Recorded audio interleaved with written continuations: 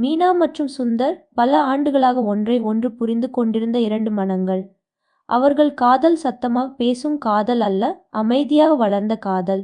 ஒருவரை ஒருவர் தினமும் பார்க்கவில்லை என்றாலும் அவர்களின் நினைவுகள் ஒருவரின் நாளில் மற்றொருவராகவே இருந்தது. காலம் நகர்ந்தது. வாழ்க்கை பல திசைகளில் இழுத்தது. ஆனாலும் அவர்களின் உள்ளத்தில் இருந்த அந்த உறவு ஒரு மெதுவான விளக்காக எப்போதும் எரிந்து கொண்டே இருந்தது. ஒரு மாலை, மழை பெய்து கொண்டிருந்தது. நகரத்தின் சத்தம் மெல்ல குறைந்து மரங்களின் இலைகள் மழைத்துளிகளை ஏற்றுக்கொண்டு இசை பாடிக்கொண்டிருந்தன.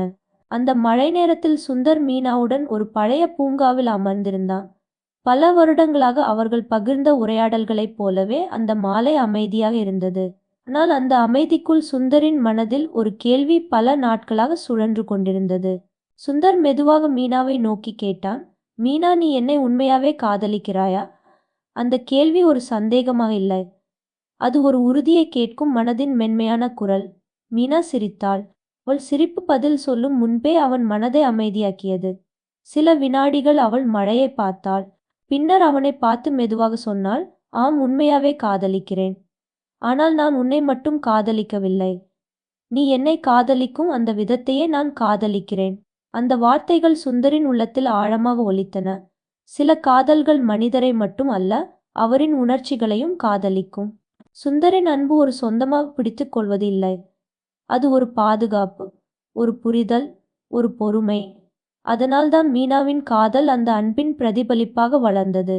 வாழ்க்கை பல சமயம் ஒரு கண்ணாடி போல இருக்கும். நாம் காட்டும் உணர்வுகளை அது திருப்பிக் காட்டும். ஒருவர் கோபத்தை காட்டினால் கோபமே திரும்ப வரும். ஒருவர் அன்பை காட்டினால் அன்பே திரும்ப வரும். சுந்தரின் அன்பு அந்த கண்ணாடியில் பிரதிபலித்த ஒளி போல மீனாவின் இதயத்தில் ஒளிந்தது. ஆனால் வாழ்க்கை கண்ணாடி மட்டும் இல்லை. அது ஒரு கண்ணாடி வழியாக செல்லும் ஒளி போலவும் இருக்கும்.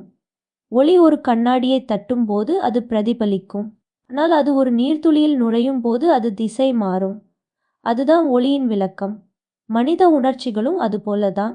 சில நேரங்களில் அவை நேராக திரும்பாது. அனுபவங்களின் வழியாக திசை மாறி மேலும் ஆழமாக மாறும். மீனா சுந்தரிடம் உணர்ந்த காதல் அந்த இரண்டு உண்மைகளின் சேர்க்கை. சுந்தரின் அன்பு அவளில் பிரதிபலித்தது.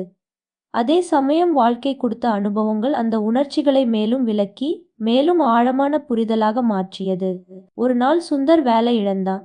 அந்த நாள் அவனுக்கு மிகவும் கஷ்டமான நாள். அவன் அமைதியா இருந்தான். அவன் எதையும் சொல்லவில்லை. ஆனால் மீனா அவனுடைய அமைதியிலேயே அவன் மனதை படித்தாள். அவள் அவனிடம் சொன்னது ஒரு பெரிய ஆலோசனை இல்லை.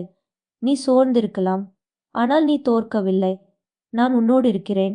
அந்த ஒரு வரி சுந்தரின் மனதில் ஒரு புதிய வலிமையை உருவாக்கியது. காதல் என்றால் சில சமயம் பெரிய வார்த்தைகள் தேவையில்லை. ஒரு மனிதன் உடைந்து போகும் நேரத்தில் அவனோடு அமைதியாக நின்று கொள்ளும் அந்த உணர்வே காதல். அவர்களின் வாழ்க்கை எப்போதும் எளிதாக இருக்கவில்லை. சில சமயம் கருத்து வேறுபாடுகள் வந்தன. சில சமயம் அவர்கள் அமைதியா இருந்தார்கள். ஆனால் அந்த அமைதியும் ஒரு சண்டையா இல்லை. அது புரிதலுக்கான இடைவெளி. ஏனெனில் அவர்கள் இருவரும் ஒரு விஷயத்தை புரிந்து கொண்டிருந்தார்கள். காதல் என்பது வெற்றி பெறும் வாதம் அல்ல. அது பாதுகாக்கும் உறவு.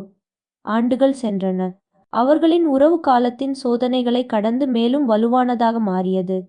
ஒரு நாள் மீனா சிரித்தபடி சுந்தரிடம் சொன்னாள், நாம் காதலித்தது ஒருவரை ஒருவர் மட்டும் இல்லை. நாம் காதலித்தது ஒருவரின் உள்ளத்தில் இருந்த மனிதத்தையே. சுந்தர் அந்த வார்த்தைகளை கேட்டபோது அவன் மனதில் ஒரு உண்மை தெளிவாக இருந்தது. வாழ்க்கை ஒரு கண்ணாடி. நாம் அதில் காட்டும் உணர்ச்சிகள் பிரதிபலிக்கும். ஆனால் அதே வாழ்க்கை ஒரு நீர்த்துளி போலவும் இருக்கும். அதில் நுழையும் ஒளி திசை மாறி புதிய அழகை உருவாக்கும். அதனால்தான் அவர்களின் காதல் ஒரு சாதாரண காதல் அல்ல. அது ஒரு புரிதல், ஒரு பிரதிபலிப்பு, ஒரு விளக்கம். இரண்டு மனங்கள் ஒன்றை ஒன்று மாற்றாமல் ஒன்றை ஒன்று வளர செய்த ஒரு பயணம்.